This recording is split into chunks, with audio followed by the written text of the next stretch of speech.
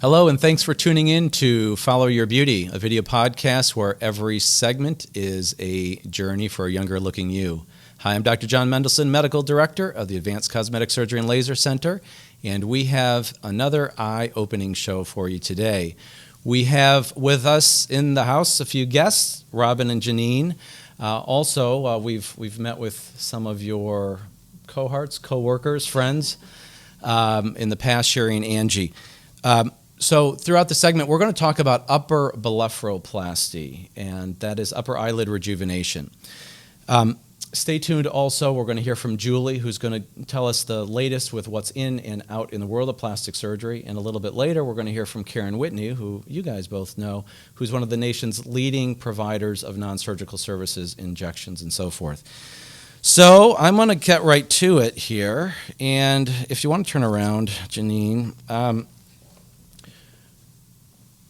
these were your photos prior to your upper blepharoplasty back in October 2016, and I'm just wondering what was on your mind? What were you thinking? What were you seeing? That I look like my mom. My mom definitely needed her eyes done, and I was like, oh my gosh, I'm getting so close to needing it, but. Back then, I would love putting makeup on, and then I could never see it on my eyes when I was done. And I felt like when I saw those pictures, I looked tired. Okay. Well, those are very common reasons. I think looking like mom is a pretty common one, and also looking tired. I think a lot of people want to look more refreshed, and we hear a lot of that. So one of the things that I'd like to do is take advantage. I've gone through this before. I've gone through this with Sherry and Angie. But I would like to just, for our listeners and our viewers, talk a little bit about the anatomy of the face and what we do when you come in. We do what's called the facial analysis. And while this isn't so formal, I want you to understand that we look at from the area from the hairline to the brow to the base of the nose, and the base of the nose to the chin. So all of these should be about 1/3 of our face. And so what upper blepharoplasty is addressing is the area in the upper part of the face, not the eyebrow, but the eyelid tissue over here. And so this is what you had done, and this is where the problem areas were. What I'd like to do here is, Robin, let's take a peek here and see what you were thinking or feeling at the time. Old. I just felt like I was about to turn 60 there, and I felt like it for the first time. I really started seeing the aging process happening. And like Jeanine, I started seeing my mother a lot. I just felt crepey around the eye area. I could pull the skin out, and it didn't snap back anymore. So I just really needed a refresh. I'm learning that maybe a lot of ladies pull the skin in their upper eyelid. Angie said the same thing, so yeah. So, okay, so obviously those are very common concerns you have all voiced. What I'd like to do, and maybe you guys haven't seen this from this perspective, but I'd like to play a little video, and you're welcome to turn around if you like, of the upper blepharoplasty, just to review exactly what this procedure involves. So for our listeners and viewers, this is a procedure performed under local anesthesia. Patients come in, they receive a cocktail, a little bit of Valium, maybe some other medications to relax you. You can see this patient is talking pretty much nonstop, so pretty relaxed. Where that natural crease is typically about 8 to 10 millimeters from our eyelash margin. So if they're not even, we'll even them up. And in my left hand, I have a little instrument called a forceps, and basically, we're just measuring the amount of redundant or excess skin, the tissue we plan to excise. You can see over here on the right eyelid that my forceps is not all the way up to the eyebrow area. That's what we call infrabrow skin. Okay, so there's some tissue up here. We don't want to remove that. If we did, we would inadvertently leave you with the inability to close your eye, which wouldn't be good, and we would be actually drawing your brow towards your eyelid, so we wouldn't be rejuvenating anything. So upper blepharoplasty deals with the eyelid itself. So once we have this marked, we go ahead and we localize the area. What that means is we inject it with some lidocaine, just like injecting a little mole or a little skin cancer. You'll see that the tissue looks blanched. It looks white-ish because there's less blood flowing to the area. We wait about 7 minutes after our injection. That's how long it takes for the epinephrine to work to constrict the blood flow. We do this so that we're minimizing bleeding and therefore postoperative bruising. This is a little bit graphic, actually, so for our viewers. And Robin is turning away. Janine, are you okay, or would you prefer not to look at it? I'm not forcing you I here. might not look at it. Okay, well, I'll go through it anyway. So all we're doing, if you can imagine, is excising or removing the excess skin. And so we will follow the previous markings, and that's why when I talk to patients, I talk about how critical that marking is, making sure we're getting that right. That's really the key to the procedure. After that, it's just more technical in terms of a minor surgical procedure. The next layer that our viewers are seeing is a pinkish layer, and that's the muscle layer. And we trim a little part of that so that we can get down to the next layer, which is called the orbital septum. And for our viewers or listeners, this is a white fibrous layer. And in the medial aspect towards the nose, you'll see a little bit of some yellowish hue coming through there. What do you think that is, Robin, even if you're not looking? I don't know. Are you okay? Yeah, I don't want to look. Okay. All right. So it's a little bit of fatty tissue, and that's what we're contouring if we need to. And there are several different pockets. One is yellow, one is white, actually. But once we meticulously remove that, then we'll close the incision using what we call a subcuticular suture. And what that is, it's a stitch that goes back and forth underneath the skin that you guys both remember. Mm-hmm. About 6 days following the procedure, we'll just go ahead and cut one little knot, slide the stitch out, and that is your suture removal. Okay, Robin, you don't have to turn around here. We're almost through there. But anyway, so that's a little bit about blepharoplasty. And if you guys could tell me, though, and I'll move this so you don't have to deal with that. What was your experience like in the operating room? So clearly you don't like looking at it here. How did you feel during the procedure? You know, the worst part for me really was when you were measuring it out.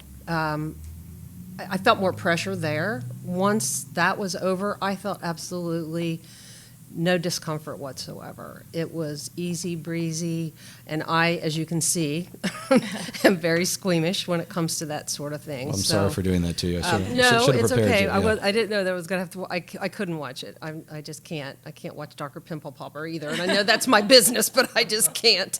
No, I thought it was so. There was no discomfort, even afterwards. Probably the strangest thing for me afterwards, you had mentioned not being able to close your eyes. That was a fear of mine. And at first, probably the first day or so, I wasn't able to close my eyes all the way.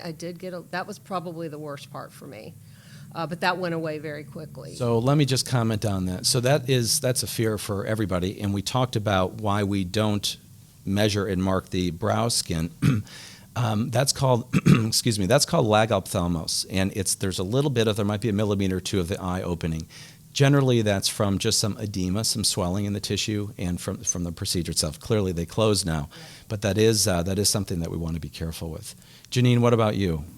I thought it was so easy, and I was nervous too, but just with all of you being there and the comfort and care you gave us, I remember like laying there and you had the music playing and I was whatever we wanted, and it was very relaxing. And the only part that I was like, this is strange, is when I could hear you cutting. And I thought, oh, I wish I had earplugs in right now. But then the rest of it, you and I were talking and there wasn't any discomfort at all. I tell everyone it was like better than the dentist. It was very easy. Well, let's go to a video to see what you guys had to say at the time. Being the younger one in the group, I almost felt like I wasn't old enough to have it done because I knew that my eyelids were going to have a lot more sag and droop to them based on where they were at age 43. And when I had this opportunity, my first reaction was, am I old enough for this? As I looked in the mirror and saw that I could pull on my eyelids and they'd stay out, I was like, yes, I am. When anybody goes in to have any type of a procedure, no matter how simple it is, you're going to be nervous. I'm a very nervous person to have things done.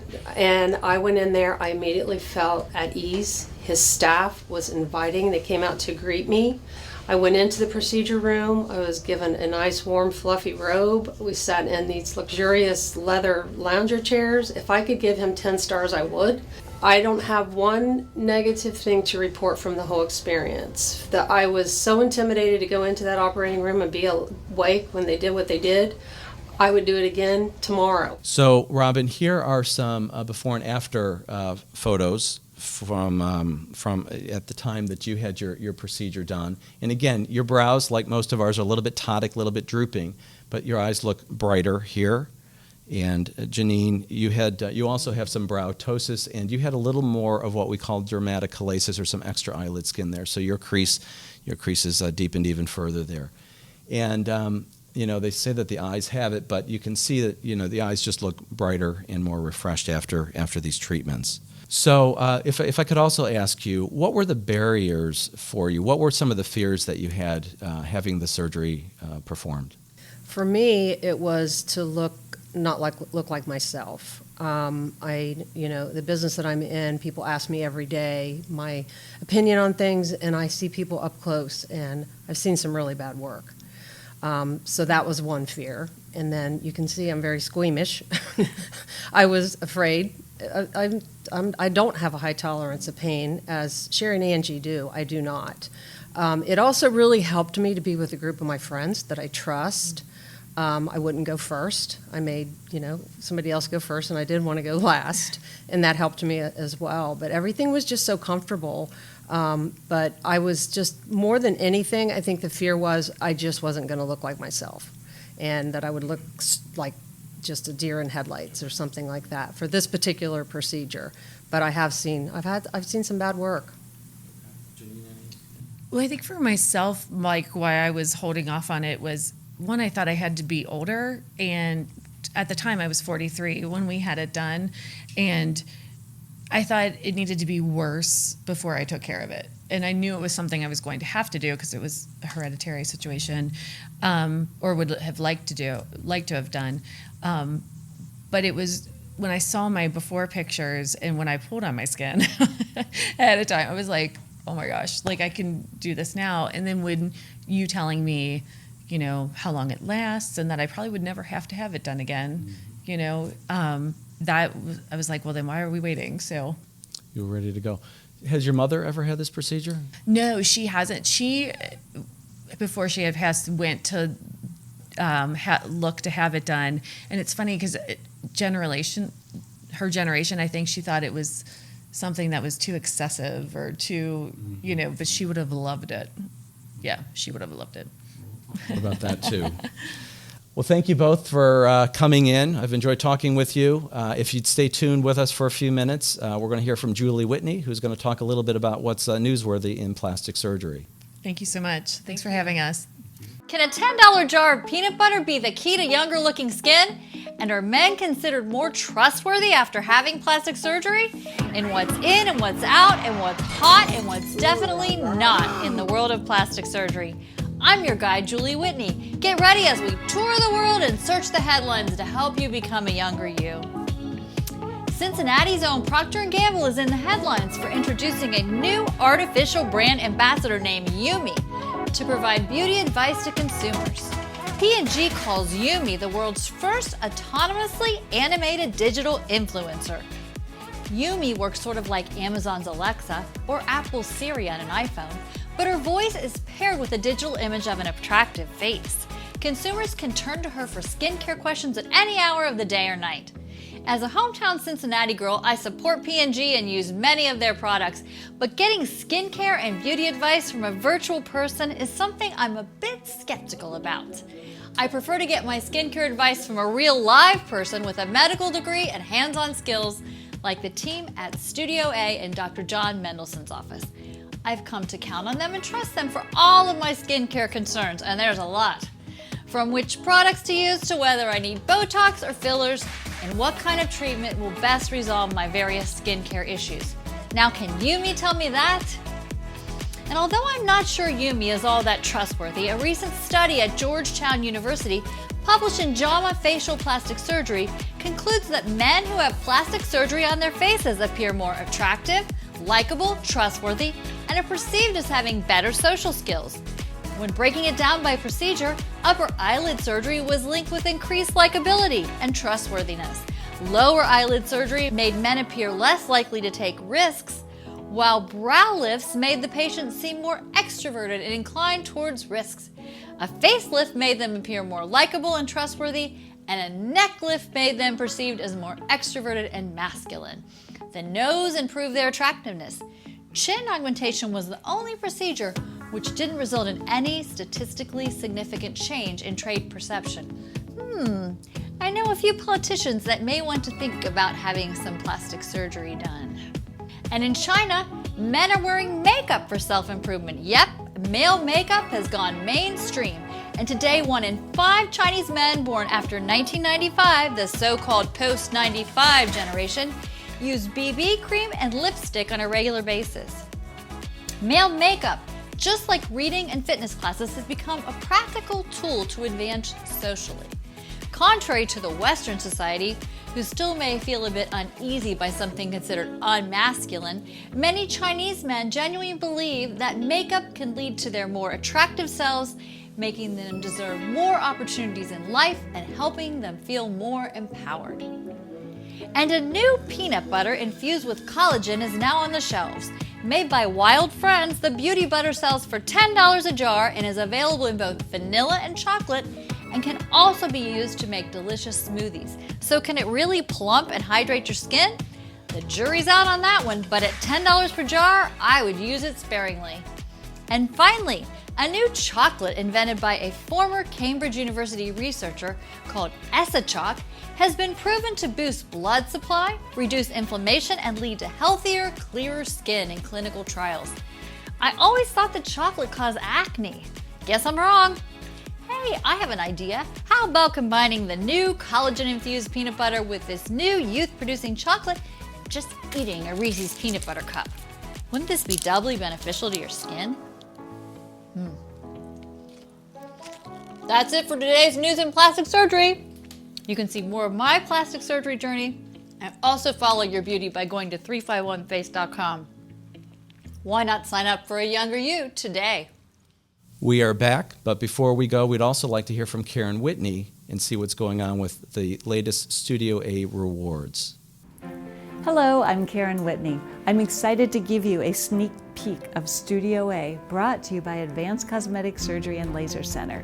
The Studio A staff have performed thousands of injectable procedures such as Botox and fillers. And as a national leader in injectables, I know how important it is to provide you with the best care so you can look your best. You're probably aware and may have already used Botox, as over 1.5 billion injections were performed just last year. To learn more about Botox and other treatments, just go to 351face.com or call us at 351-3223. That's it for today. Thank you for tuning in to Follow Your Beauty. Please feel free to view this episode and other episodes at 351face.com/Follow Your Beauty. You will also learn about some of the Studio A reward savings. And if you like, you can simply sign up and log in to schedule your own personal consultation where we can devise a treatment plan to help you look and feel your best. We hope you tune in next time for another episode of Follow Your Beauty, live from Studio A at the Advanced Cosmetic Surgery and Laser Center.